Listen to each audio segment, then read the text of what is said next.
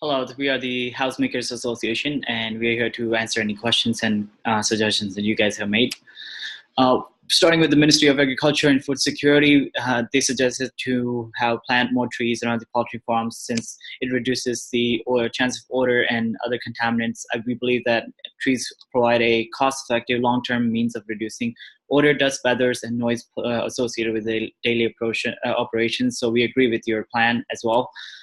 Secondly, Ministry of Tourism mentioned that we need to address the two species of rodents that are most commonly found on the poultry farms. We believe that's a great suggestion as well, and we need to make sure that we actually have rotating rodenticides and dog ratting and baits to be monitoring and controlling the situation to avoid spreading and introducing harmful pathogens into the Great River or just in across the communities.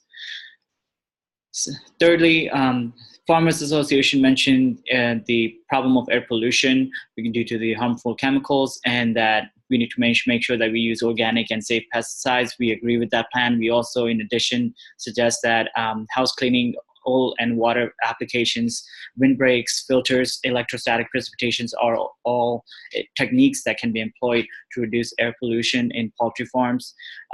Another suggestion for us is that we want to make sure that the poultry farm is away from the water so that there's a reduced risk of pesticide leaching into the water as well. Ministry of Health and Environment brought up a great suggestion of great questions about what do you suggest farm can do about any of the industrial traffic, the noise pollution, and other. Second question was, how can these problems be effectively avoided by moving the facility up inland? By these problems, I mean Salmonella, Pseudomonas, and Staph aureus. We believe that, answering to your first question, that an alternative action to minimize its effects to implement trees, as it can help in trying to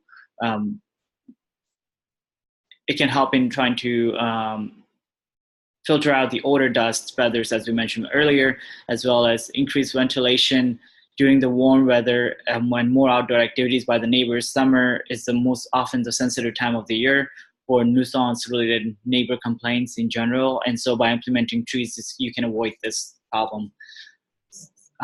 To resolve the situation of salmonella reservoirs, salmonella is one of the most considered important reservoirs in the poultry farm. So the way we can control this is by 5 principles: salmonella-free day-old chicks, rearing chicks in salmonella-free environment, salmonella-free water and feeding, and regular monitoring of total production chain, as well as immediate action when salmonella is detected.